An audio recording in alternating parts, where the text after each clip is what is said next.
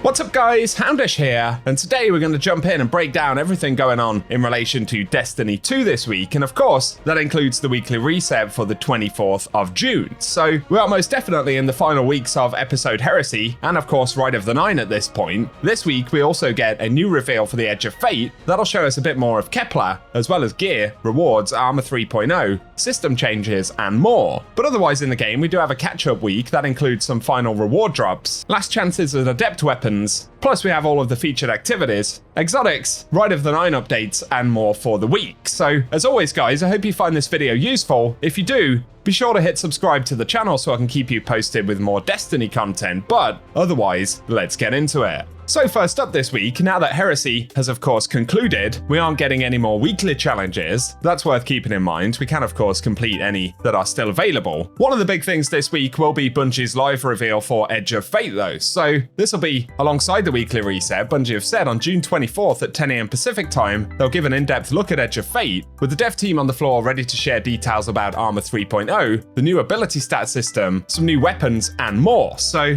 it's definitely going to be worth tuning in for that. Bungie have also added they'll be previewing the new Kepler destination, so hopefully we'll get a little more detail about that, given that Bungie have been relatively quiet in terms of activities and other things that we'll find on the planet. In addition to that though, if you want to unlock the emblem you can see on screen, if you watch Bungie's live reveal on their Twitch channel for at least 15 minutes with your Bungie ID linked, you'll be able to unlock that one in-game. I'll link the twid down below that has all of the details about that, but there we have it, that'll be the live reveal, and as always I will keep you guys posted.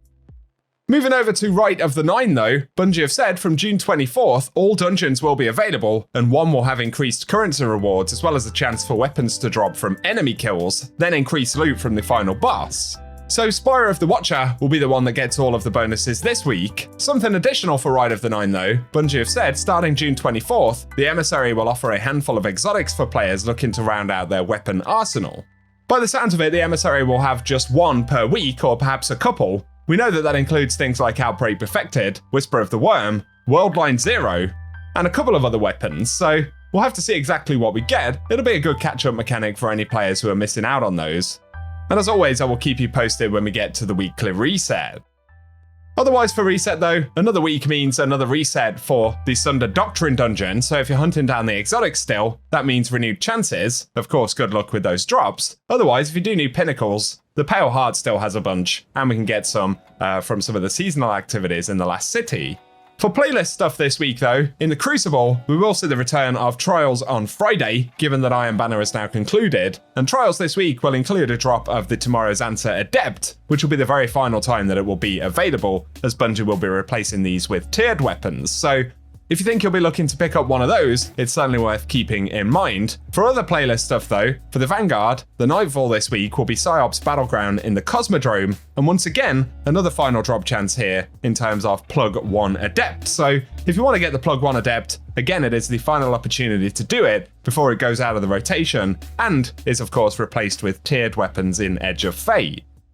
For endgame activities this week though, Last Wish will be one of the featured raids. There we can get the legendary loot pool as well as 1000 voices, which will be completely farmable with no loot lockouts given that it is featured, so that's the first thing to keep in mind. Otherwise, on 7th and Throne World, Vow of the Disciple will also be featured this week, and there we can get the Collective Obligation, so that's 2 farmable exotics. Otherwise, for dungeons, Prophecy will be featured, and we'll also get Warlord's Ruin featured this week, where we can pick up the Buried Bloodline again, totally farmable with the weekly reset, so a few good exotics to go after if you still need any of them.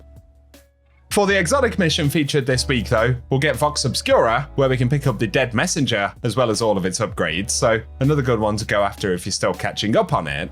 But over to Dares of Eternity, additional drops this week will include the Scatterhorn and Perfectus armor sets, as well as a bunch of weapons from Season of the Chosen, and a couple of Worthy World drops, so if you need to hunt down some additional drops, those will be available on top of the core loot. But for Lost Sectors featured this week, if you're looking to farm out any exotic engrams, for the 24th of June we have Perdition on Europa featured, then on the 25th it'll move over to Val's Labyrinth, Exodus Garden 2A will be featured on June 26th, then we'll have Aphelion's Rest on the 27th, Chamber of Starlight for June 28th, which will be followed by Hydroponics Delta on the 29th, and finally, Gilded Precept will be up on June 30th. Our final content mention though for the Ascendant Challenge this week we've got Forfeit Shrine, which can be found via the Garden of Ystilla in the Dreaming City, so not too bad to get to, but if you want to show the location, I'll run a clip at the end of the video. For the moment, guys, that is what we have to round up in the weekly reset though, so as always, I hope you found this one useful. If you have, a rating below very much helps us on the channel. Be sure as well to get subscribed so I can keep you posted with everything related to the game, including Bungie's live reveal this week. Also, let us know if you'll be jumping in to get anything wrapped up in Destiny 2. But otherwise, I appreciate you tuning in, and I hope you guys have an awesome day.